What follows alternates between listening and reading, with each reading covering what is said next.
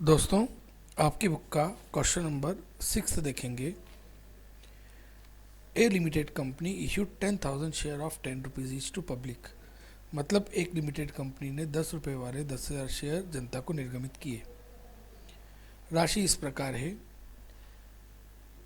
Payable 2 rupees application, 2 रुपये application के, 4 rupees allotment, 4 rupees first call. देखिए 10 रुपये हो गए, 4 और 8 और 2 10, 10 रुपये हो गए। Application were receive 12,500 share and allotment was pro rata. मतलब अपने को ज़्यादा शेयर की एप्लीकेशन आ गई। अपने पास 10,000 शेयर हैं, ऐसा क्वेश्चन में लिखा है, लेकिन अपने को एप्लीकेशन कितने की आ गई? अपने को एप्लीकेशन आ गई 12,400 शेयर की एप्लीकेशन आ गई। और वो बोल रहे हैं प्रो राटा अलॉटमेंट करना है। प्रो राटा अलॉटमेंट करना है। प्रो राटा का मतलब होता है अतिरिक्त राशि का आवंटन अपने को आगे करना है। मतलब एप्लीकेशन से जो एक्स्ट्रा पैसा मिल रहा है उसको अलॉटमेंट में ट्रांसफ़र करना है। देखिए कैसे। सबसे पहले तो भले ही आपके पास 10,000 शेयर हों, लेकिन 12,500 की एप्लीकेशन आई थी और 2 रुपये का रेट था एप्लीकेशन का। तो अपन जो एंट्री करते, bank account debit to equity share application 25,000 12,500 into 2। फिर इक्विटी शेयर एप्लीकेशन डेबिट 25,000 रुपये। अब कैपिटल अकाउंट जी तो बहुत खड़ूस होते हैं, वो बोलते हैं मेरे सामने तो वही लिखो जो लिखना है। और एप्लीकेशन वैसे 10,000 शेयर की होनी चाहिए थी, तो 10,000 इंटू 2 20,000 रुपये कैपिटल में डाल दिए।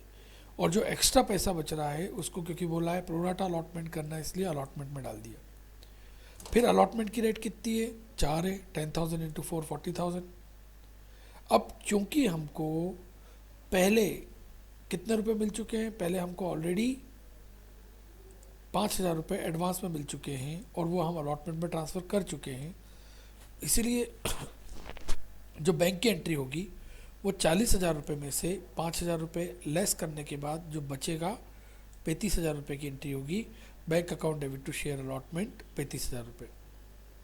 फिर फर्स्ट कॉल की बात करते हैं।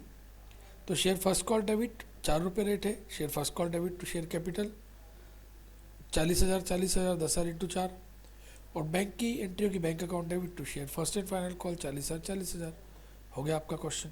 क्वेश्चन नंबर 7 देखते हैं। Manish limited company issued 40,000 equity share of 10 rupees each to public. Manish limited कर एक कंपनी है, उसने 40,000 शेयर इशू किए जनता को। Amount payable is as below. 5 रुपये एप्लीकेशन के, 5 रुपये अलॉटमेंट के। फिर वो बोल रहे हैं 50,000 शेयर की एप्लीकेशन मिली है और उन्हें प्रो राटा अलॉटमेंट करना है। फिर वही एप्लीकेशन, हमारे पास शेयर कितने हैं? हमारे पास शेयर है 40,000। एप्लीकेशन कितने की मिली है? 50,000 की। मतलब 10,000 ज़्यादा की मिली है और वो अपने को प्रो राटा अलॉटमेंट करना है। मतलब देखिए एक तरीका और है उसको करने का,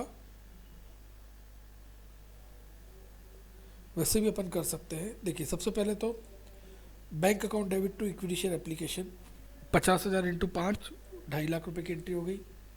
फिर दूसरी एंट्री होगी share application debit. Share application debit कितने रुपए आ गए? 2.5 लाख आ गए। लेकिन कैपिटल अकाउंट में कितना लिखना है? 40,000 इंटू 4 मतलब 2 लाख। बाकी बचा हुआ अलॉटमेंट में ट्रांसफ़र कर दिया आपने 50,000। अब अलॉटमेंट में 40,000 इंटू 4 2 लाख रुपए की एंट्री हो जाएगी। सॉरी 5, 40,000 इंटू 5 2 लाख की एंट्री हो जाएगी। उसमें से 50,000 रुपये क्योंकि हमको एडवांस में मिल चुके हैं ऑलरेडी, हम अलॉटमेंट में ट्रांसफ़र कर चुके हैं, इसलिए 2 लाख रुपये में से इन 50,000 रुपये को घटाकर 1.5 लाख रुपये की एंट्री हो जाएगी। और चूँकि इन्होंने अलॉटमेंट तक का ही बोला था, इसलिए अपन केवल 4 ही एंट्री करेंगे। फर्स्ट कॉल तो है ही नहीं इस क्वेश्चन में। आपकी बुक का क्वेश्चन नंबर 8 देखिए।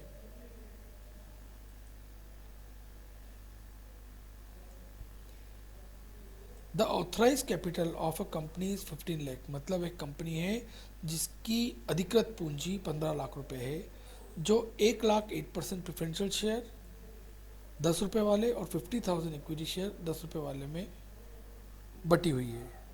Out of this share 80,000 equity share और 8% प्रेफरेंशियल शेयर 40,000 इशू किए।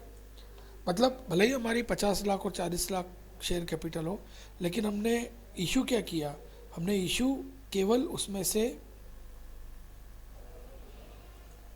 80,000 प्रेफरेंशियल शेयर हो, 40,000, भले ही हमारे 1 लाख प्रेफरेंशियल शेयर हो और 50,000 इक्विटी हो, लेकिन हमने 80,000 प्रेफरेंशियल शेयर और 40,000 इक्विटी को इशू किया। और ऐसा नहीं बोला है कि एप्लीकेशन अलॉटमेंट अलग अलग रेट, मतलब एक साथ एंट्री करनी है। हम क्या एंट्री करते थे, देखिए, bank account debit to equity share application करते थे, लेकिन एप्लीकेशन अलॉटमेंट तो अलग अलग है ही नहीं।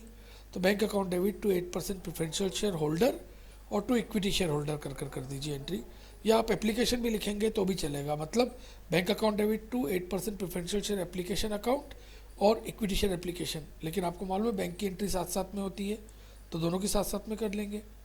फिर 8% preferential share holder debit to 8% preferential share capital, एक एंट्री हो गई, और equity share holder debit to equity share capital दूसरी एंट्री हो गई।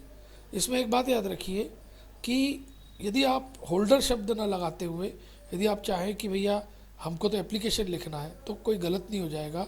इसको ऐसे भी कर सकते थे, 8% preferential share application debit to 8% preferential share capital, और equity share application debit to equity share capital, यदि वो वाली एंट्री की होती है अपन ने तो भी गलत नहीं था, वो भी सही था।